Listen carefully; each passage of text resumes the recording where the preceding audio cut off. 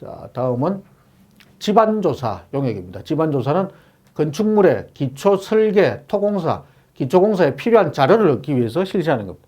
땅속에 지금 뭐가 있는지 알 수가 없잖아요. 그렇다고 다 팍 디빌 수도 없고. 그래서 어떻게 하느냐. 일부만 확인해 가지고 전체를 판단하는 거예요. 그게 우리가 이제 일반적인 집안조사입니다. 그래서 여러 가지 조사가 있는데 사전조사는 예비 지식으로 집안의 상태를 추정하는 조사. 요거는 이제 뭐냐면은 옆 현장 가가지고 여기 어떻든가요? 물어봅니다. 그럼 우리 여기 진흙탕입니다. 그럼 우리도 진흙탕이 좀 있겠네. 이제 판단하는 그런 개념이죠. 그 다음에 예비조사는 자료조사 및 현장답사. 현장에 이제 직접 가가지고 일부분을 보링이나 사운딩을 통해가지고 시험하고 나서 그 속에 집안의 풍화함이 몇 메다에 있다. 여기는 파일 기초는 힘들 것 같다. 뭐 이렇게 뭐 연결해야 되겠다. 뭐 이렇게 나오는 겁니다. 그 다음에 본조사, 예비조사를 근거로 본조사 방법합니다. 그래서 요게 이제 본조사가 주로 이제 그 보링 해가지고 집안조사 보고서로 이제 주로 나옵니다. 그 다음에 추가조사, 확인했는데 좀 더 필요하다. 그럴 때 이제 추가조사라는 거죠. 그래서 결과를 보완하거나 보강할 때는 추가조사가 나오는데 대부분 본조사에서 다 끝납니다. 그래서 현장 가보면, 토질 보고서 해가지고 보링 한 거, 뭐, BH1, 2, 3 이래가지고 각각의 현장 보기, 구덩이 삽질 보는 거. 아까 물리적 탐사법.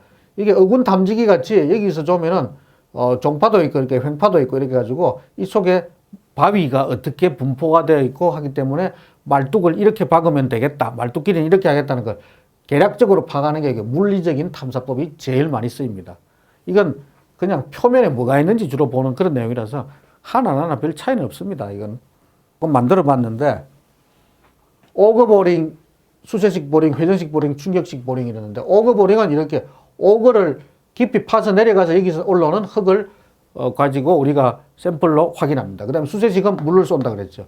회전식은 여기 비트를 돌려서 확인하고 충격식은 퍼쿠션이라 그래가지고 충격으로 위로 때려가지고 뽑습니다. 그래서 요걸 교란시려, 요거를 불교란, 흐트러지지 않은 흙을 뺄 수 있고 요거는 파손된 흙밖에 못 빼는 거예요. 그래서 여기 수세식은 물과 흙이 동시에 배출됩니다. 자, 이렇게 퍼쿠션, 드릴링, 충격, 안반, 천공에서 단단한 땅에는 요걸 쓴다는 거. 자, 그 다음에 표준관입 시험 있습니다. 중량 표준관입 시험은 이렇게 생긴 표준관입 시험기, 이게 땅속입니다. 여기서 이렇게 기기를 대는데 이게 뭐냐, 로드입니다. 로드에 쓴 다음에 중량 63.5kg짜리 이렇게 위에서 이제 이렇게 생겼어요. 이렇게 추가. 요 구멍이 이제 로드에 꼽힌 거죠. 요걸 자유낙한다는 말은 여기서 여기까지가 이제 몇 센치냐. 여기서 여기까지가 76cm입니다. 어디는 75가 되어 있다는데 이게 이제 어떻게 되냐면은, 인치 단위예요. 그래서 그걸 변환하면 76.2가 나와요. 30인치. 그래서 76cm에서 자유낙하. 요걸 들 올렸다가 탁 넣으면은 밑으로 톡 떨어지면서 여기에 있는 받침대를 때리면 여기 밑으로 탁 들어가겠죠. 이렇게. 단단한 땅은 작게 들어갈 거고, 약한 땅은 푹 들어갈 거 아니에요. 그래서 그걸 가지고 30cm 들어갔을 때, 샘플릿이 30cm 들어갔을 때 몇 번 만에 두드렸느냐를 가지고 이제 이렇게 확인하는 겁니다. 표준관입 시험. 그거 가지고 이제 진해력 판단하는데 사질토에 주로 적용되죠. 단단한 땅에는 별로 안 들어갑니다. 이게. 자, 요렇게 설명을 다시 한번 드리겠습니다. 뭐 30cm라고 그냥 막 두드려 박는 게 아니고 처음에는 이게 장비도 타고 왔다 갔다 하다 보니까 지면이 훼손돼요. 그래서 처음에 15cm는 예비 타격이라 해가지고 그냥 15cm 받고 여기서부터 30cm 본 타격 들어갑니다. 본 타격 들어가고 또 후 타격에가 5cm 더 박아요. 그래서 예비 타격 15, 본 타격 30, 후 타격 5cm 해가지고 요만큼 받습니다. 그래서 요거 샘플러가 얼마짜리냐? 요거보다는 길어야 되겠죠. 그래서 요거 샘플러는 81cm짜리 요거를 63.5kg짜리 추가 올렸다가 때리면서 샘플러를 땅속에 박는 겁니다. 자, 그렇게 해가지고 수치가 나왔는데, 여기 사질 집안에 이제 N어치가 있는데, 여기에서 사는 아주 늦은 4에서 10은 늦은 이렇게 돼가 있는데, 요게 두드려 박았을 때 10번까지 들어가 10번이 10회가 기본이에요. 그래서 10회가 나오면은, 아, 요거는 보통 땅이구나 해서 요거는 계량할 필요가 없어요. 지방 계량. 근데 두드려 박았는데 5번 나왔다. 그럼 이거는 4하고 10 사이에 5가 있잖아요. 그러니까 느슨한 거예요. 그러니까 이 땅은 지방 계량이 필요한 겁니다. 여기는 지방 계량이 필요 없는 거예요. 그래서 요 위에는 필요하고 여기는 필요 없다는 그런 뜻입니다. 요게. 그럼 어떻게 되겠습니까? 두드려 박았을 때 단단한 땅이 낫겠죠. 지방 계량이 필요 없으니까. 근데 그게 마음대로 되지 않고 연약한 데는 저게 막 들어갑니다. 그러면 이제 아주 느슨하다. 그럼 지방 계량이 굉장히 깊게까지 필요한 내용입니다. 이게.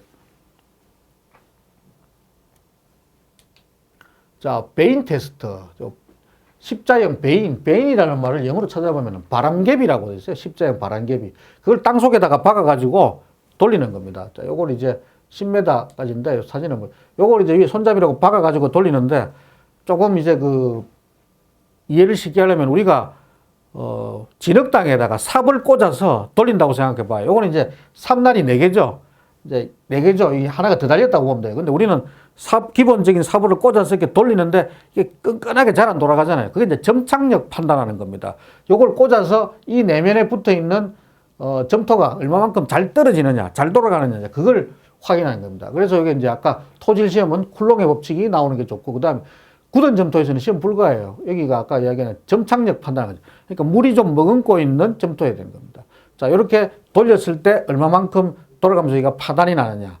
자, 요게 이제 T 이퀄 SK인데 T는 회전력에서는 점토의 전단 강도, K는 베인의 치수 형태에 따른 상수라고 이제 되어 있습니다. 요걸 이제 땅속에 꼽는 겁니다. 콘 관입시험. 원주형 콘을 지중해 관입시켜 저항력을 측정하고 흙의 연경 정도를 측정한다. 이것도 한번 볼게요. 콘.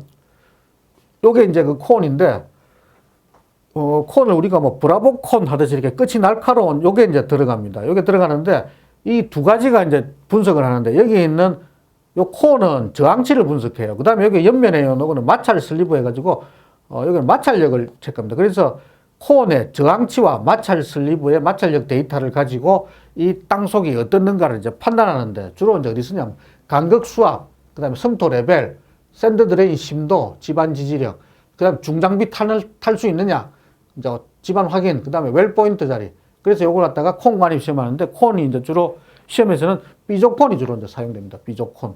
그래서 기초 형식 깊이를 결정하거나 지하수의 피압수 파악할 때 주로 많이 쓰입니다. 자, 요거 이제 마찰 슬리브의 마찰력 데이터와 콘의 저항치 데이터를 가지고 요 두 가지를 합쳐서 집안 내용을 분석하는 그런 개념입니다. 스웨덴식 사운딩 시험. 스웨덴식 사운딩 시험은 있는데 시험엔 잘 안 나옵니다. 왜냐하면 잘 안 쓰거든요. 스웨덴 거잖아. 잘 안 씁니다, 이게.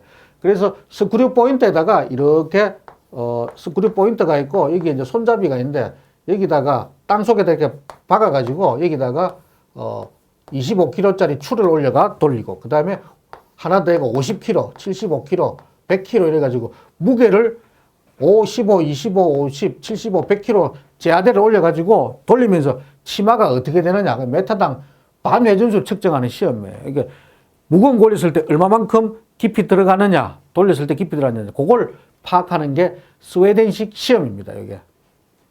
그 다음에 샘플링. 샘플링이라는 말은 샘플 채취한다 그러죠. 그래서 이제 흙을 우리가 채취하는데 그걸 이제 어떻게 채취하느냐, 뭐 손으로 긁는 게 아니고 어떤 기구로 긁어야 될 거 아니에요.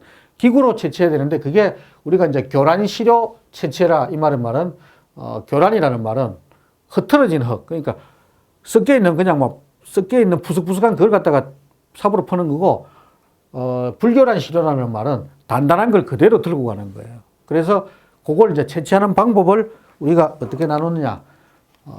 디놀 샘플링, 컴포지트, 데니션, 포일 샘플링 이렇게 이제 구분합니다.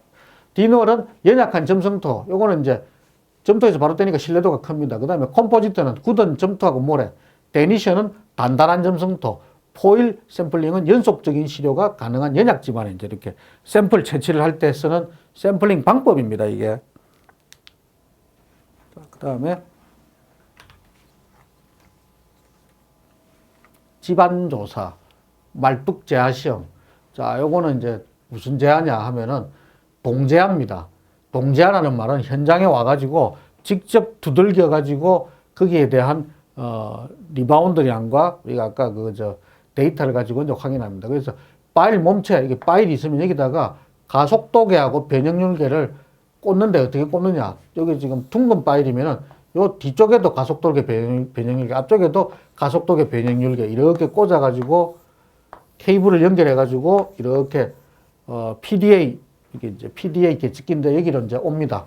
그래서 꽝 치면은 이 데이터가 이게 오는데 이게 이제 중요한 게 RMX 값입니다. RMX가 이제 케이스에 의한 값인데 방법에 의한 최대 정적 극한 지지력이라 그럽니다. RMX를. 그래서 RMX가 뭐 저기 4,000이 나왔다. 그러면은 여기다 나누기 2.5를 합니다. 그래가지고 거기에 대한 데이터가 나오면 우리 현장 설계보다 그게 높다. 그러면은 합격이고 안 그러면은 불합격. 그래서 현장에서는 주로 이제 RMX 값에 의한 PDA 데이터를 이제 주로 확인합니다.